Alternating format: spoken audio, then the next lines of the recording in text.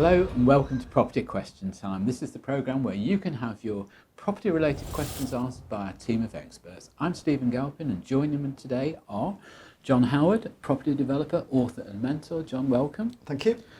Paul Mahoney, founder of Nova Financial Group, author and of course public speaker. Thank you. Welcome, Paul. And joining us from France is Trevor Leggett, founder of Leggett Immobilier, French property experts. Welcome, Trevor. Good afternoon. How was your trip over? It was great. No Good. strikes, no problem. Good. Okay. And nothing's going to change when we leave the European Union, no? No, nothing. Right. Okay, John, your first question. It seems that many UK buyers get caught out when buying off plan in large developments. The market changes during the construction period, lending criteria perhaps gets tighter and people's financial circumstances change after making a legally binding commitment. Do the experts think it's time to regulate this kind of sale by building in some kind of protections for the purchaser? Well, it's interesting. I mean, I really call these people lazy investors because it's no different than taking a punt on the stock exchange or something like that. There's no real skill in property developing, investing skill in putting your name down for a property, allegedly with a 15, 20%, 10% discount when it's not ready for 2 years. If the market is rising and you can see it continue to rise over the next 3, 4, 5 years, then obviously a lot of people in the past have done well on that basis. But at the moment where the market isn't looking like it's going to rise at all particularly, then I would be very, very cautious of doing this type of investment. And in terms of regulation, I've been banging on ever since I've been involved in this in the last year or two, the property education side, taking money off investors. I think it needs to be regulated, financially regulated. And funny enough, I was at the Conservative conference recently, and I discussed this with one of the cabinet ministers because I feel passionately about the fact that it should be regulated a lot. Well, regulated, never mind a lot more. It should be regulated, yes. Well, John, I'm really with you on that, and I'll come to our other two panellists in a moment. But you know, I've been involved in selling off plan for the last 30 years, and I can't tell you how many times when we've had the dips in the market, people have come to me and said, look, I can't go on, I'm happy to lose my 10%, you know. And I say, well, unfortunately, it's not a question of losing your 10%, no. It's a question of the fact that you're in for the whole thing. Yep. And they say, well, you know, in that case, I'd want a huge discount, to which you then have to say, well, look, why do you think you're entitled to a discount? How much extra would you have given me had the market gone the other way? And of course they say, no, I've got a contract. And you say, well, that's exactly the point. Right, yeah. You know, that's why the developer did it, that's why you did it. I mean, it's a huge risk people are taking with a lot of money. If you said to someone, you're going to invest 150,000 on the stock market tomorrow, and then in 2 years we're going to shut our eyes, and then 2 years' time we're going to see what it's worth, they wouldn't do it. You see, I think there is a difference here in the market too. I mean, there are two very distinct markets. You mentioned the word investor several times. Yes. That's fine. I think that could be regulated by simply doing some kind of declaration, Paul, like, you know, I'm a sophisticated investor or whatever the term is in that market, and take yourself out of the problem that way to a degree, or at least give the developers some comfort, you know what you're doing. Yeah. But the people I feel for is the young families, the mums and dads that sort of push their kids to go and buy off plan, thinking it's going to save them money in 2 or 3 years' time. And it's not always going to happen that way. Paul, you must see this a lot. Yeah, look, and I disagree with John. Oh, that's a surprise. With regards to there being no skill to picking the right off-plan property, I think that's not true. You know, I think there is skill in picking the right off-plan property. Agreed, yeah. Perhaps not as much skill as there is in developing a property. It's a different thing. But, you know, I think there's a lot of safety in centrally located desirable properties because the demand is a lot more sustainable, regardless of the state of the market. But it doesn't help. It doesn't mean that the price is going to go up. Doesn't necessarily mean the price is going to go up. Yeah, but you've got to save for investment. It will be easier to mortgage. It will be easier to rent. It will be easier to sell.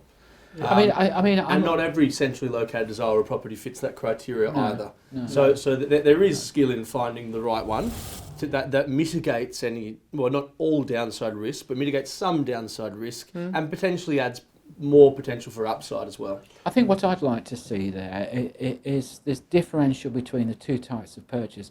I'm quite happy that, you know, people from some of the more wealthy areas of the world, Singapore, Kuala Lumpur, Hong Kong, where property gambling, really, which is what it is. Well, it is It's property, the- it it's is the property game. gambling. You're quite right, Steve. I'm happy they take their chances Absolutely, in the market. yeah, I agree. What I'm very much against is young people making commitments 2-3 years ahead of time, not being able to predict their finances or I think situation. the problem was exasperated even in France, where a lot of, as you say, young families were encouraged by the government through fiscal advantages, you know, basically tax back to invest in rental property. But, you know, clever developers built stuff in areas where they were the managing agent. They'd promised ridiculous returns on investment that weren't Guaranteed realistic. rental returns. They would pay it for a year and then hand it over to an insurance company that would say we would insure the rental income and guarantee. In fact, it meant nothing. No. And a lot of these people, unfortunately, going back to what you said, were dragged into buying properties in the most ridiculous locations with promises of return on investment that were completely unrealistic. Well, I think, and they've got their fingers burnt. They lost. I think there's an easy saying here. There's no such thing as a free lunch. That's something I quite often say is you know, off plans are quite a broad term. You know, at one end of the scale you have high deposits, developers with less of a track record, higher risk. And then at the other end of the scale you've got smaller deposits, protected deposits, you know, developers with strong track records, buildings that are half built, you know, all that sort of stuff that mitigate. There's lots of ways of mitigating risk. There is. I wouldn't disagree entirely with what you say, Paul. Good. Okay, So lovely. do your homework. Yeah, exactly. Good point. Paul, your question. With some one-bedroom apartments in certain parts of London now costing more than £1 million, does the panel think that the market demands a price correction now, or as seems to be the case for many decades now, over time it's an upward-only spiral, with just the need to be patient and see wages and income catching up with property inflation? It's a fairly common question. I think what people need to keep in mind here is a central London one-bedroom apartment isn't an average property, and it's not driven by average drivers. You know, so to say just because that one-bedroom apartment is worth more than my 5-bedroom house doesn't mean it's overvalued, because people are willing to pay that for it. And the reason they're willing to pay that for it is central London's one of the most desirable places in the world. Not just for people to live there, but very strongly for people to buy there. So, you know, you mentioned before about the wealthy places of the world. Well, this is where they want to buy.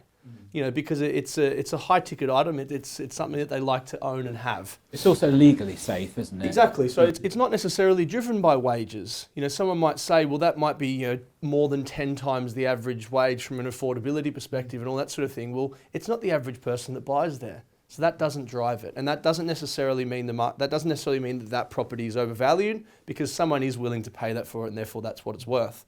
I definitely don't think it's an indefinitely upward spiral. The market is cyclical, as we've just seen. There's already been a correction in central London over the past couple of years, and now it seems it's coming back a little bit.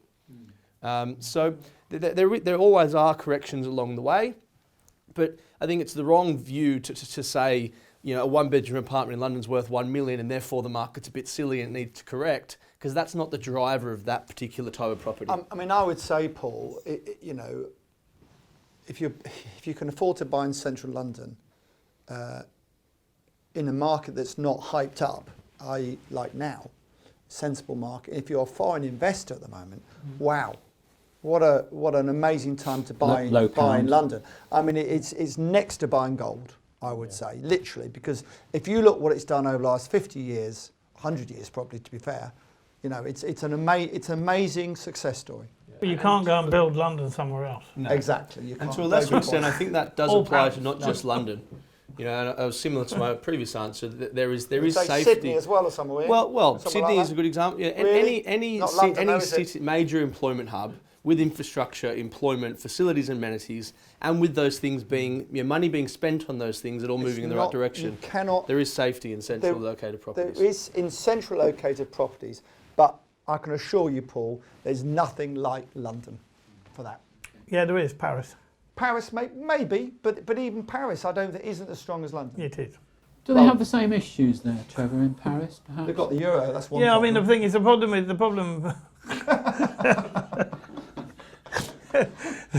problem in Paris is the size of the place. It's a very small city, and we have a massive problem. I mean, we can't go high rise. Obviously, the planners are very strict in Paris. And recently there's been buildings that we've been allowed to go half a story up and gaining a little bit of space. But Paris protects its skyline; it's sacred. The prices have constant. We still haven't seen a levelling yet. We're normally 2 or 3 years behind the UK, generally speaking. That's interesting. We probably will get a correction shortly because prices are very high. But at the moment, demand is so strong and the supply is so small that prices are continuing to rise. I think the only nervousness I've got is that it's sort of 10 years since we had the last really big property crash, and we're not just heading for another one now. The average is 17 years. Is it? Okay. Average is 17 years. But the property crash is normally created by a financial crash in the first place, and I think we are going to get a financial crisis at some point. We're going to have a correction of some sort. Printing money for free. We can't keep. Yeah. But there's nothing to say that the things you need to have a crash every 10 years either, and you don't need to follow the averages. And I suppose the correction we already have had a correction in central London, for example. But it's also a benchmark. It's just to say average of 17 years. There's a property recession. It's a benchmark. It's like a guide. It could be 25 years, it could be 15 years, but it just makes you... The one question I ask you, Paul, are we closer to a correction of prices now than we were in 2010? And 2011, 2012, we're getting closer we have to be, yeah. Exactly. Prices have risen since then. I rest my case. Yeah. Okay, Trevor, your question. I've previously been advised that when buying property in Spain, France or Italy, I should fund it by remortgaging my own property in the UK. This is despite the fact that I was told that local mortgages are readily available in the country of purchase.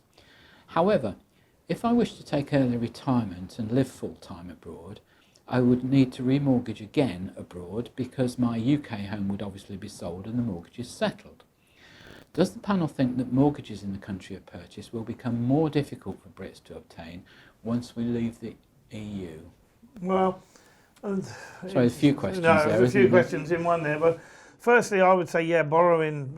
If you're going to Europe, without a doubt, borrow in euros because one, you're not going to get a lot of euros for your sterling currently. Your sterling's undervalued. My view is that sterling should be, its real value sits around 125 to the euro. You're losing 15% at the moment on the exchange rate. Why would you bother cashing up when you can borrow euros at about 1.5%? Fixed for term. So the term's going to be pretty long. Unbelievable. We'll borrow till you're like 83. You can borrow until you're 83 if you really want to, if you want to pay your mortgage that long. The rates currently, I had a mortgage offer yesterday on a piece of land adjoining my property from my bank, and the phone call came round, and I normally haggle. I'll normally say, normally I'll say, can you not do a little bit? Can you not do a little bit better than that? But they sort of said, how does 0.55 sound to you? And I said, well, I thought to myself, I'd better not haggle. Let's just say yes for once. Yeah. So I said, okay, that was fixed for 10 years. You can currently get 0.77, 0.8 for 15 years. And 1% has become the norm for a resident. For a non-resident, you're going to pay about 2%. But 2% fixed for term. So, I could get pretty much any of my clients a mortgage around 2.5. 2.5 would be the maximum anyone's going to pay, and I could fix it for 20 years, 25 years. Even if you've got the cash, why would you use your cash? But again, I think the other thing is, if there's going to be any volatility, it's going to be this side of the channel, not that, isn't it? Well, you say that, but the euro could come under pressure. Of course it could. It would be irrational to say that it couldn't. I think sterling will fluctuate a little bit, but we're already in the UK. We're already discounting for Brexit. Okay. And I think that will go, there'll be more of a tendency in an upward trend once it's sorted out than there is a down. All right, thank you for that. That's all we have time for in this half of the programme. Join us again after the break.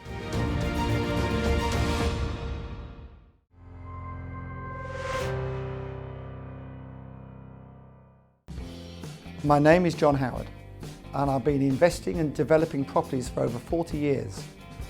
In that time, I've been very successful, but of course I've always made the odd mistake as well. In my book, I explain how to be successful and what to do should something go wrong. I've survived 3 property recessions. I can help you do the same. My book is available online. Please go to johnhowardpropertyexpert.co.uk. Property is a great investment option, but it's one of the largest purchases that you'll ever make. As individuals, we're all limited by our resources, and regardless of our experience, knowledge or time, we can achieve much more with the help of a qualified team and extra resources being available. Nova Financial specialise in assisting clients to achieve financial freedom through property investment. With over 100 years of experience, we shape your family's future. To invest in property with absolute confidence, call us on 0203 8600 or visit nova.financial.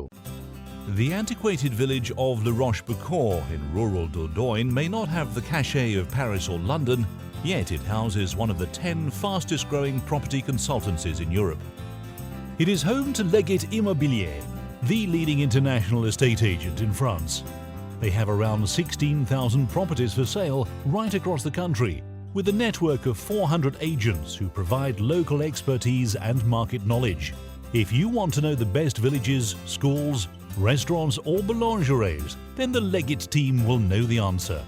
As well as advising buyers on the local market and regional property prices, they also have a bilingual contract team who ensure that your purchase will go through as smoothly as possible. Leggett has been voted Best Estate Agent in France for the past 4 years running. To experience these exceptional service levels for yourself, then head to our website, leggettfrance.com.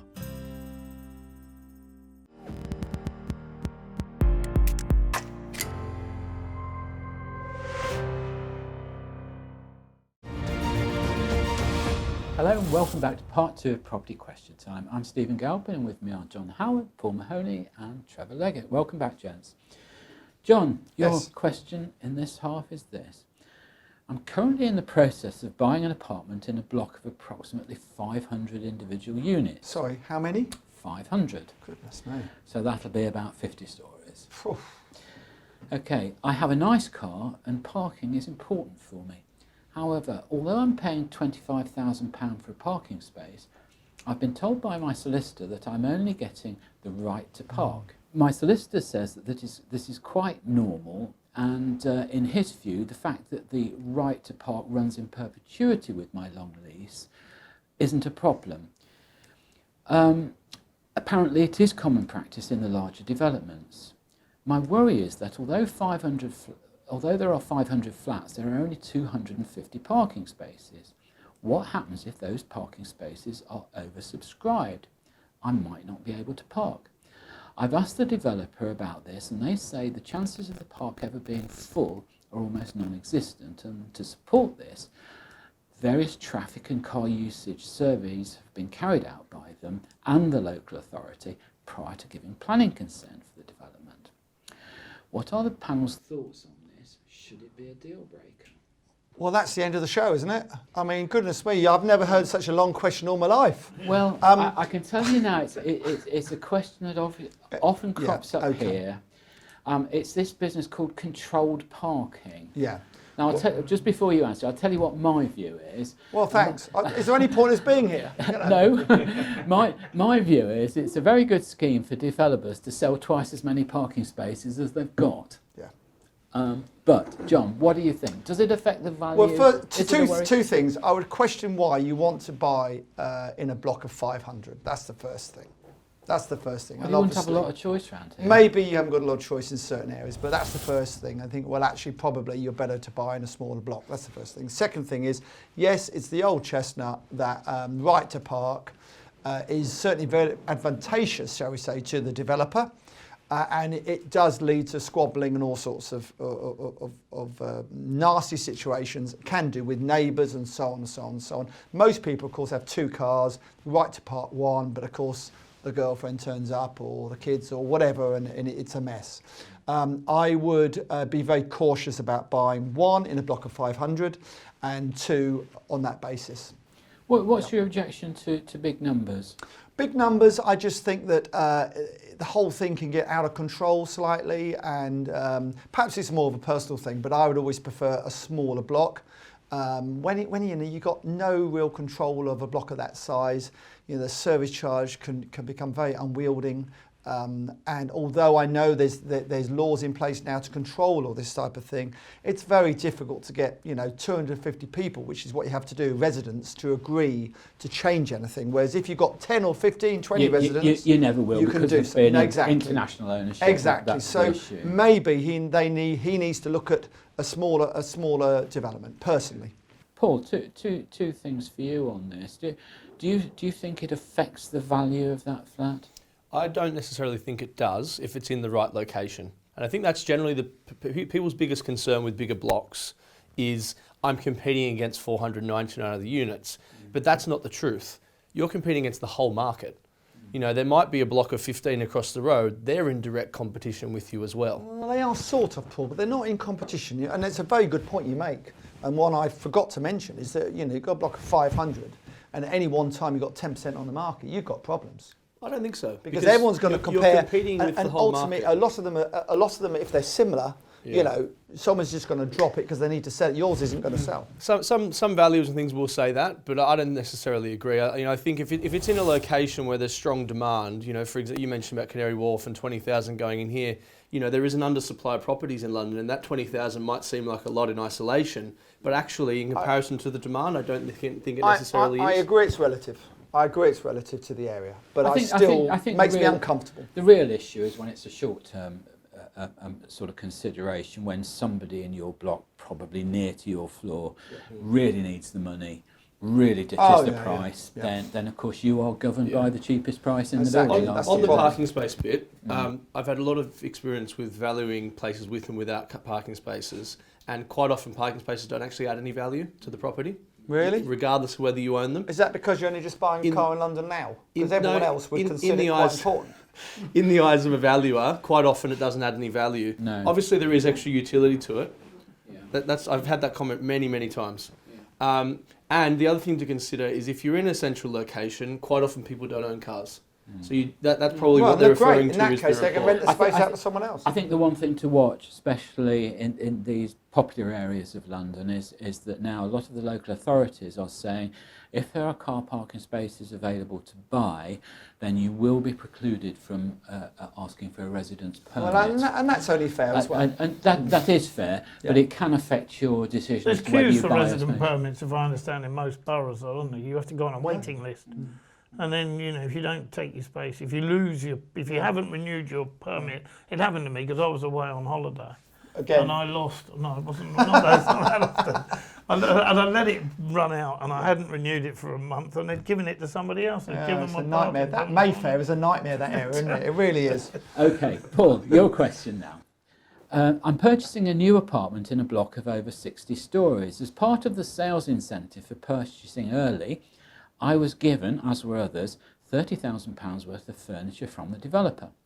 The valuer has recently attended to carry out the value for the purposes of my mortgage. However, he's reduced the value of the property by that £30,000 for the furniture. This means I've got to find another 30k for the deposit, which I'm going to have difficulty doing. I've asked the developer not to supply the furniture and reduce the price accordingly, but he won't. Surprise, surprise. Any advice, please? I'm fairly sure I won't be able to proceed on the basis of a reduced valuation. Yeah, that's fairly common. So it'll say on the CML any incentives that have been included, and quite often valuers will take that off the value of the property. However, some won't, and that's based upon the lender's criteria. And also some developers would be willing to leave it off the CML.